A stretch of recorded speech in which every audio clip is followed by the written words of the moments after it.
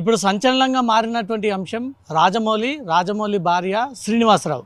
ఈ triangle love ఎపిసోడ్కి సంబంధించి గతంలో 20 ఏళ్ల క్రితం ఏం జరిగింది, అప్పుడు ఈ శ్రీనివాసే ఈ అంశాన్ని ఏదైనా ఇండస్ట్రీ దృష్టికి తీసుకొచ్చే ప్రయత్నం చేశాడా, అప్పుడు వదులుకున్నటువంటి అమ్మాయిని ఇప్పుడు కావాలని ఈ టైంలో రాజమౌళి తన భార్యని నిందేసే విధంగా, సొసైటీలో దిగజార్చే విధంగా ఈ ప్రయత్నాలు ఎందుకు జరుపుతూ ఉన్నాడు, అప్పట్లో జరిగింది ఏంటి, ఇప్పుడు ఎందుకు బయటకు వచ్చాడు అనే దానిపై ప్రముఖ దర్శకుడు చిట్టిబాబు ఉన్నారు. సార్, నాకు తెలిసి 20 ఏళ్ల కింద స్టోరీ ఇది, 27 ఏళ్ల కింద స్టోరీ. ఇప్పుడు ఎందుకు బయటకు తీసుకొచ్చారు, అప్పుడు ఏం జరిగింది అసలు? ఇప్పుడు వీళ్ళిద్దరూ ఆరంభ దశలో అప్పటికి ఇంకా రాజమౌళి, ఇప్పటి రాజమౌళి కాదు, జీవితంలో అడుగు పెట్టడానికి టీవీ సీరియల్ కూడా ఇంకా ఆరంభించాల. అప్పుడు ఇంకా స్టెప్పింగ్ అనమాట, లైఫ్లో తను ముందుకెళ్ళడానికి ప్రయత్నిస్తున్న రోజులు. ఆ రోజుల్లో వీళ్ళిద్దరు స్నేహితులుగా ఉన్నారు, సంతోషం అయిపోయింది. తర్వాత రాజమౌళి కష్టపడ్డాడు, వచ్చాడు, ఒకటి వాళ్ళ ఈ స్థాయికి వెళ్ళాడు. ఆ రోజుల్లో ఎప్పుడో నీకు తనకే మధ్య స్నేహము, ఆ మధ్యలో ఒక అమ్మాయి, ఆ అమ్మాయి కదా, అది అయిపోయింది. అతను పెళ్లి చేసుకున్నాడు. రాజమౌళి వైఫ్ ఏంటో తెలుసు, వైఫ్ ఆయన భర్తను కాదనుకుని ఈయనతోటి వచ్చి ఇద్దరు పెళ్లి చేసుకున్నారు. అందరికీ తెలిసింది కదా. ఈ కథ బయటికి చెప్తాడేమో, ఈ విషయం చెప్తాడేమో, నన్ను ఇబ్బంది పెడుతున్నాడు, నన్ను కష్టపెడుతున్నాడు, నేను చచ్చిపోవటం తప్పు, వేరే మార్గలే, ఈ పడికట్టు పదాలు మాట్లాడుతూ చెప్తే ఆయన చెప్పిన దాంట్లో, శ్రీనాథ్ చెప్పిన దాంట్లో ఎక్కడ కూడా ఒక నిర్దిష్టంగా ఇదిగో ఈ కారణం, ఇదిగో ఇలా నన్ను ఇబ్బంది పెట్టాడు, ఇదిగో నన్ను ఇలా ఈ విధంగా ఖర్చు పెట్టాడు, ఏమీ లేదు. ఊరిని ఏదో తాను మర్చిపోయి జనాలు ఎప్పుడో ఆయన సినిమాకి ఎగ్జిక్యూటివ్ ప్రొడ్యూసరు, జనాలకు గుర్తులేదు, తను మళ్ళీ ఎస్టాబ్లిష్ చేసుకుంటానికి రీఎస్టాబ్లిష్మెంట్ చేస్తున్నాడో, లేదా ఎందుకంటే తను చెప్పి అందరూ స్నేహితులు, తను చెప్పిన వాళ్ళు ఇండస్ట్రీలో ఉన్న పెద్ద తలకాయలందరూ తనకు మిత్రులు అని చెప్తున్నారు. మరి ఇంతమంది మిత్రులు ఉన్నప్పుడు ఈ 37 ఏళ్ళు ఇప్పుడు యాక్చువల్గా జరిగిన ఇప్పటికి 37 ఏళ్ళ తర్వాత ఆ విషయం తీసుకొస్తావు. అప్పుడే ఈనాళ్ళు ఏం చేసావు, ఈనాళ్ళు గోలుగిలు కూర్చున్నావా అంటే, ఇక్కడ అతను చెప్పే దాంట్లో ఎక్కడా ఒక సహేతుకమైన కారణం కానీ, ఒక సజావైన న్యాయం కానీ కనపట్ల.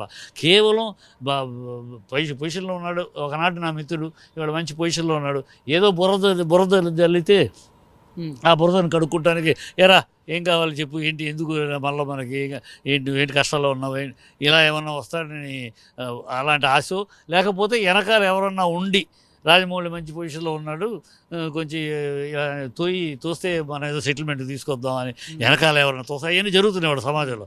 ఎవడైతే పొజిషన్లో ఉన్నాడో ఎవరైనా వాళ్ళలో ఎక్కడన్నా ఒక పాయింట్ పట్టుకుంటే లాగి వాడు పరుగు పొద్దని వాడు దిగొస్తాడు.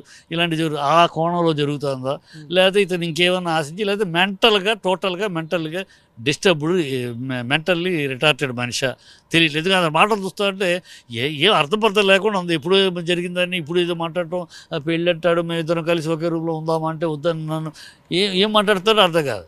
అట్లా ఎవరన్నా అసలు ఒక అమ్మాయి మేము ఇద్దరు కలిసి ఒకే రూమ్లో ఉందామన్నాడంట, ఇది రాజమౌళి అన్నట్టు, ఇద్దరు మా ముగ్గురు కలిసి ఒకే రూమ్లో ఉంది, అది బాగోద్దని నేను అన్నంట. వినటానికి ఎలా ఉంది, మెంటల్లీ అతను డిస్టర్బ్డ్ మనిషి అనుకుంటా, మెంటల్ రిటార్టెడ్, మెంటల్గా బ్యాలెన్స్ తప్పిన పరిస్థితిలో ఉన్నట్టున్నాడు. అతను better go to mental hospital and psychology study చేయిస్తే బెటర్. ఎందుకంటే అతని మాటల్లో అన్నీ అనైతికంగా, అన్నీ అసలు ఎక్కడ నీతి రీతి సరైన జాతికి పుట్టిన మాటలు కనపట్ల, అన్నీ ఏదో కల్పితముగాను తను తాను ఎస్టాబ్లిష్ చేయడానికి, తాను ఎస్టాబ్లిష్ చేసుకోవడానికి ఇంకేదో ఆశించి, లేదు ఎవరో ప్రోత్బలం చేస్తే, ఎవరో ముందుకు తోస్తుంటే చూద్దామని సమాధానం జరుగుతుంది. అలాంటిది తప్పితే అతని మాటల్లో ఎక్కడా నమ్మడానికి కానీ నమ్మశక్యంగా ఎక్కడా లేదు. అసలు సందర్భంగా కూడా అసందర్భం ప్రలాపన. నిజంగానే రాజమౌళికి శ్రీనివాస్ అనే వ్యక్తుడు ఒక స్నేహితుడిగా ఉన్నాడా? చాలా రోజులుగా ప్రయాణం చేశారు. ఈ మధ్యలో వచ్చిన అమ్మాయి ఎవరు అసలు? ఇప్పుడు కాదు, ఎప్పుడు అయిపోయింది ఇది, ఎప్పుడో 30 ఏళ్ల క్రితం విషయం. ఇవాళ తీసుకొచ్చి చెప్తున్నట్టు ఏమన్నా అతన్ని ఏం ఆధారాలు లేవు, ఏమి లేవు, ఊరినే కళ్ళముండి నీళ్ళు పెట్టుకుని నేను చచ్చిపోవడానికి సిద్ధంగా ఉన్నానంటే ఎవడైనా ఇప్పుడు రేపు పొద్దున్న నేను కూడా ఒక వీడియో పెట్టేసేసి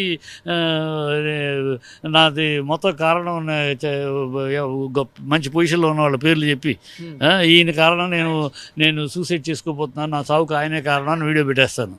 అయిపోతా, ఇది ఒక రాంగ్ ఆనవాయితీ అయిపోద్ది. ఇది ఎంకరేజ్ చేయకూడదు, ఎంటర్టైన్ చేయకూడదు. ఇట్ ఇస్ ఫాల్స్ అండ్ కేవలం అతన్ని తాను ఒకటి 3 కారణాలు. ఒకటి తను మర్చిపోయింది ఇండస్ట్రీ, తను లేడు, లైన్లో లేడు. మళ్ళీ తన లైన్లో తెచ్చుకోవటానికి, గుర్తు తెచ్చుకోవటానికి తన ఐడెంటిఫికేషన్ క్రైసిస్ మీద చేసి ఉండాలి. 2 ఏదో మంచి పొజిషన్లో ఉన్నాడు కదా, మన పాత మిత్రుడే కదా, ఇప్పుడు తన పొజిషన్లో ఉన్నాడు, అప్పుడు మేము ఇద్దరు ఒకే రేంజ్లో ఉన్నాం, ఇప్పుడు తను అక్కడ ఉన్నాడు, నేను ఇక్కడ ఉన్నాను కనుక ఇలాంటిది ఏదో చేస్తే ఏంటని వస్తాడు. అప్పుడు ఏదో నాకేనా మరి ఉన్నావు, నువ్వు నాకేం చెయ్యి, అది కాంప్రమైజ్ అయ్యి ఏదో కొంత పొందొచ్చు, ప్రయోజనం పొందొచ్చు అని లేదు.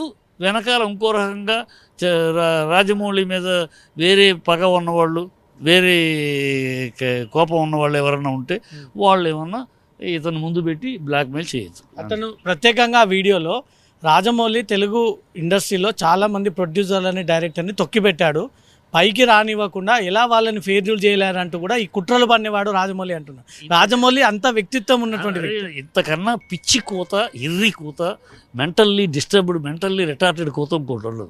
రాజమౌళి ఎవరు తొక్కిపెడతాడు? తొక్కిపెట్టే పొజిషన్లో తొక్కిపెట్టి రాలా అతను. రాజమౌళి అదృష్టంగా ఎవరో బాగా డబ్బు పెట్టే ప్రొడ్యూసర్లు జరిగితే బాహుబలి తీశాడు. అంతకుముందు తీసిన సినిమాలన్నీ ఏంటి, ఎవరో తన దగ్గరికి వచ్చిన వాళ్ళకే తీశాడు. మనతో అరవింద్ గారితో తీశారు, తొక్కిపెట్టి తీశాడా?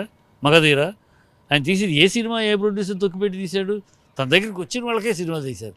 తన దగ్గరికి వచ్చిన 10 మందితోటే సింహాద్రి తర్వాత అతను చుట్టూ ప్రొడ్యూసర్లు వచ్చారు, వచ్చిన వాళ్ళలో సెలెక్ట్ చేసుకున్నారు. అంతకుముందు కొంతమంది అడ్వాన్స్ ఇచ్చిన వాళ్ళకి చేయలేదు, ఎవరో ఒకళ్ళిద్దరికి. అది చేయకపోరు, చేసి ఉన్నారు నరసింహారావు అని, ఇంకొకళ్ళు ఆర్ట్ డైరెక్టర్ ఏదో డబ్బులు ఇచ్చారు, అప్పుడు బిగినింగ్లో ఇచ్చారు. తర్వాత ఇతను పెద్ద డైరెక్టర్ అయ్యేటప్పటికి చేయలేకపోయాడు.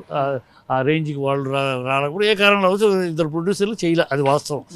ముందు ఒప్పుకొని చేయలేదు, అంటే ఒప్పుకుని అంటే షూటింగ్ అయినా కాదు, ముందే చేస్తారని అడ్వాన్స్ తీసుకున్నాడు, తర్వాత చేయలే, కుదరలేదు, తనకు వేరే కమిట్మెంట్ వాళ్ళు చేయలేకపోతే.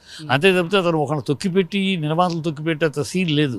ఈ ఇండస్ట్రీలో ఏ ప్రొడ్యూసరు, ఏ డైరెక్టరు నిర్మాతలు తొక్కిపెట్టి సినిమా తీయలేదు, అలా జరగదు. అందులో రాజమౌళి అలాంటి వాడు కాదు, అలాంటి మనిషి కాదు. కష్టపడి వచ్చాడు పైకి, కష్టపడి మామూలు ఇలాంటి ఫ్లాట్లో పైన రూమ్లో అద్దెకుండి వచ్చాడు. అట్లా కష్టపడి అదృష్టం కలిసి వచ్చినప్పుడు టాలెంట్ని కరెక్ట్గా బయటికి వెలికి తీశాడు. అతను టాలెంట్ని ప్రజలు గుర్తించారు, ప్రేక్షకులు, అంతే. ఇక్కడ ఆయన తొక్కటానికి ఏముంటుంది, ఏం తొక్కుతాడు? ఇంత పెద్ద నింద రాజమౌళి మొయ్యాల్సి వచ్చింది. అతను ఈ సందర్భంగా క్లారిటీ ఇస్తే ప్రజలందరికీ కూడా అర్థమవుతుంది. ఎందుకు ఇవ్వాలమ్మా? రాజీవ్ గాంధీ ఒకసారి ఒక మాట అన్నాడు, ఏదో విమర్శిస్తున్నాడంటే, I cannot answer to the every dog that barks, అంటే మురిగే ప్రతి కుక్కకి నేను సమాధానం చెప్పను అన్నాడు. రాజమౌళి కూడా అదే మాట. నేను అంటున్నా, రాజమౌళి తరపున మురిగే ప్రతి కుక్కకి సమాధానం చెప్పే స్థాయిలో రాజమౌళి లేడు, రాజమౌళికి అవసరం లేదు. Right sir, thank you. ఈ వివాదం ఇప్పటిది కాదని, 37 ఏళ్ల క్రితం జరిగినటువంటి వివాదం అని, ఇప్పుడు కావాలని పని పట్టుకొని ఆయన బయటకు వచ్చి లేనిపోని నిందలు రాజమౌళి భార్య పైన వేస్తూ ఉన్నారు. అప్పుడు బయటికి తీసుకురానటువంటి టాపిక్ ఇప్పుడు బయటికి తీసుకొచ్చి, ఇప్పుడు రాజమౌళి మంచి స్థాయిలో ఉన్నాడు కాబట్టి 3 కారణాలు అయి ఉండవచ్చు. ఒకటి, ఆయన మానసిక స్థితి సరిగ్గా లేకపోవడము. రెండోది, ఈ సమయంలో ఈ అలిగేషన్ చేస్తే ఏదైనా సెటిల్మెంట్ జరుగుతుంది అనేది. మూడోది, శ్రీనివాసరావు వెనుక నుంచి ఎవరైనా బడా నేత అతన్ని ప్రోత్సహించి ముందుకు పంపించి దాని ద్వారా అతని చెడ్డ పేరు క్రియేట్ చేసేటువంటి ప్రయత్నాలు చేశారంటూ మాత్రం చిట్టిబాబు చెప్తా ఉన్నాడు. కెమెరా పర్సన్ సాగర్తో రవితేజ, జీ న్యూస్, హైదరాబాద్.